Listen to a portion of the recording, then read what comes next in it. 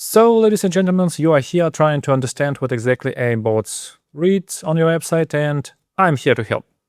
I'm not a huge company like Href or something. I don't have access to, 100,000 millions websites. That's not me.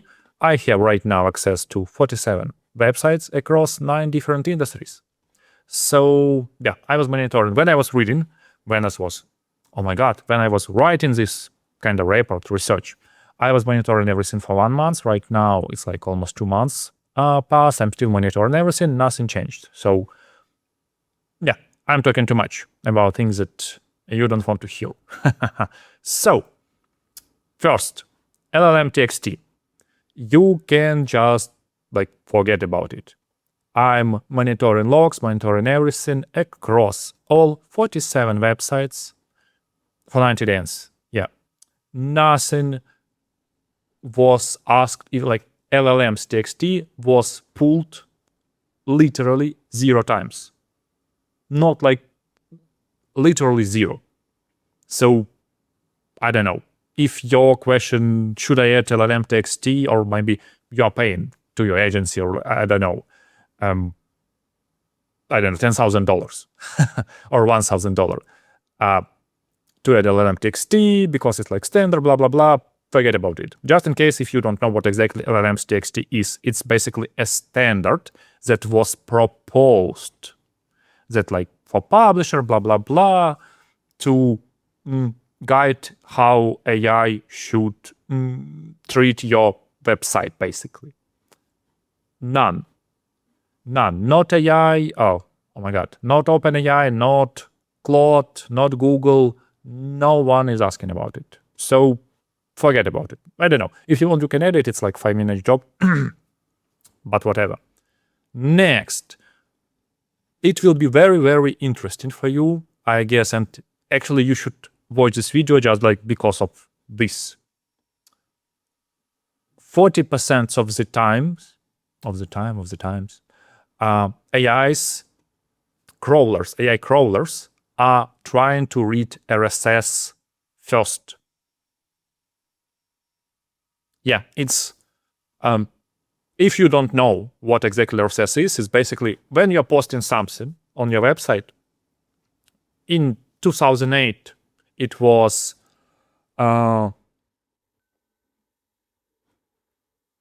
like a very popular format. So basically, when you're posting something, you are posting like you can see right now. It's HTML, it's CSS, all this different fonts, different styles, colors, blah, blah, blah. AI doesn't care about all of this. All it's cares is information. And basically, AI is trying to pull only, and RSS is a way of presenting. It's not very correctly, but for you to understand, if you don't know what I'm talking about, if you know what I'm talking about, that you know what RSS is. RSS is kind of a stripped content. It's just content, basically. And 40% of the times, AIs are trying to access RSS feed and pull information from RSS. And yeah, this is a great finding. You need 100% to incorporate RSS feed right now into your website. And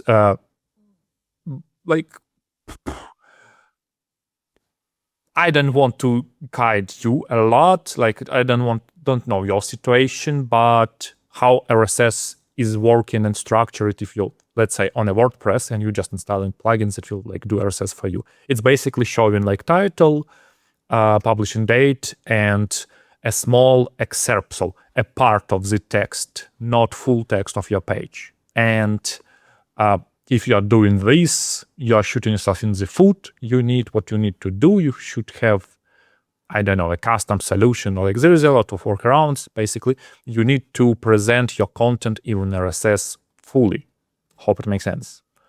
Next, this is kind of a ranked order of what bots consume. So, RSS feed. Just different, I will talk about it later in this video, but different AIs access and try to crawl and behave differently. majority of them trying to access RSS feed first. Then sometimes, not very often as you can see, sometimes they're trying to just access HTML. Like something like this. HTML of an article, of your page. Then they are requesting sitemap, maybe. Then they're trying to read information from schema markup. Again, even lower. Then images, PDF docs, and like sometimes like robots.txt, it's LLMs.txt, but basically it's like it's robots.txt. So you do you. Next, that's how exactly like ChatGPT, Claude, and Perplexity behave. Perplexity is very aggressive. It's trying to crawl everything. Very fast, high volume, crawl feeds first, crawl sitemap first, then trying to hit everything that it can. You need to know, by the way, I just realized that this, I need to maybe reduce this article a little. I think that not a lot of people are aware that basically when AIs are requesting information, they have a very limited number of symbols, information that they can kind of fetch from your website. And for example, Perplexity doing it, who am I to judge?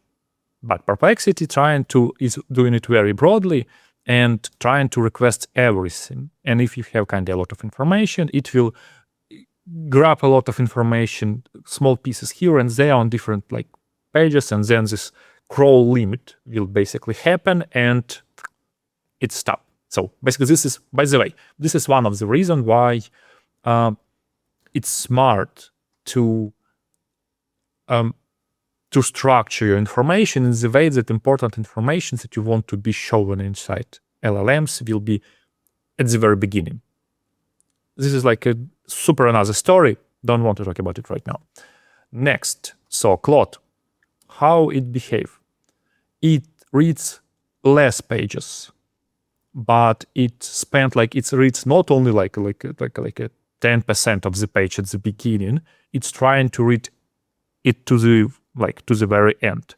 Not always possible, not always doing it, but And again, if you have oh my God, if Claude Experience 404 or something like that, it's not okay, fuck it. It's trying to recrawl, trying to find a way. So basically, yeah. And yeah.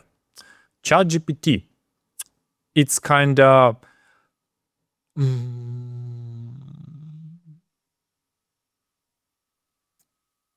again, I'm not writing about it right in this research document, but Claude is trying to even if not information is not requested, again, you not need to know how exactly. So when I'm typing just Claude Web, ChatGPT, Perplexity, so there is a ChatGPT user, there is a ChatGPT bot. They are working differently. For example, ChatGPT user, crawler, it's asking working on demand. When someone in ChatGPT asking for specific information, ChatGPT user is trying to visit your page specifically when user ask about this information. Also, it have a very strong preference for a fresh content. And yeah, this is interesting. Hits HTML directly more that fits. This is the only thing. It's maybe hitting HTML 60% of the time and RSS 40%. Everything else is very different. And ChatGPT bot is crawling differently. Again, don't want to. Maybe I need to film another video. I don't know. So, but yeah. Next, freshness. In general, crawlers again behave and crawl everything differently, and even one crawler can behave differently. When ChatGPT, for example, just gathering information from the internet, it's one crawler, and it behaves differently from a ChatGPT crawler that crawl information when a user is asking about it. And freshness super important for crawlers that crawling and searching for information when the user is asking. So ChatGPT, Claude, Perplexity, they value freshness a lot. And yeah, like you can make a lot of decisions based on this information. For example, you should 100% add a freshness, a publishing date, blah, blah, blah, to your feed. Doesn't, and this is an answer, does it make sense to update your articles, to update your contents regularly and showing some kind of publishing date somewhere? 100% yes. So, and you can make a lot of assumptions based on it. Yeah, this is very interesting. 2 days ago, just like example, 2 days ago, my potential client that ghosted me after I give him a free answer, basically. Website. It's a portal, real estate portal, and they was unable, they can't even submit a sitemap to Google Search Console. It was blocked. So Google Search Console sitemap showing that sitemap is not accessible. When you're opening, like it's accessible. When you're trying to like submit it for Google Search Console, it's not accessible. Like what is going on? Super easy. They had wrong set of rules. They was using Cloudflare, and they had a wrong set of rules that basically was when crawlers was accessing sitemap, a pop-up will appear that if you are a robot, if you are not a robot, click here. And Google Search Console can't do that. And basically, it was receiving 404 and just returning to Google Search Console with an error. And a lot of websites blocking AI crawlers unintentionally. Is it like sometimes it's just like copy paste a robots.txt from another, website, or just so it's somewhere in the internet and just like without understanding what they're doing, basically blocking everything in robots.txt. Sometimes it's incorrectly Cloudflare set up incorrectly. Sometimes they have like some kind of like malware prevention, blah, blah, blah rules. A lot of things. So basically, at least 30% of website blocking AIs unintentionally. I'm not talking about websites that are doing it intentionally. 30% of websites doing it unintentionally. And yeah, so my understanding is that AI visibility is mostly technical and it's not content. So does content matter? Again, so this is a rock. You know what I'm talking about. Again, if you don't know, I'm sorry, I'm not going to explain it right now. How AI behave. And you need to treat it kind of like a PR campaign when like you understand. I hope you understand what I'm talking about.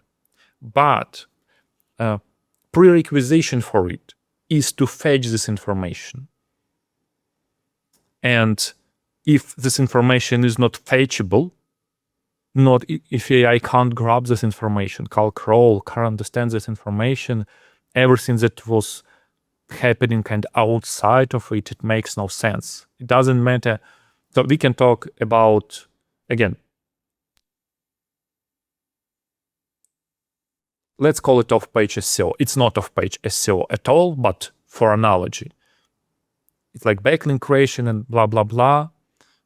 For AI, super matter. So you're mentioning blah, blah, blah, like not a backlinks. But again, I hope you understand what I'm trying to say. It's super matter. But if you're spending money on this, but your foundation is not even reachable, and 70% of our websites are not reachable in one way, not ideal, not reachable for AI, you are basically shooting yourself in the foot.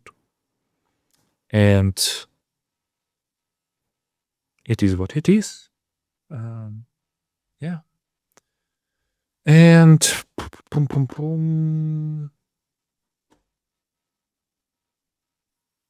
basically that's all. I have kind of like a more in-depth report here. If you don't want like it's more in-depth, not like just like I was showing you. But yeah, that's all. Hope it was helpful.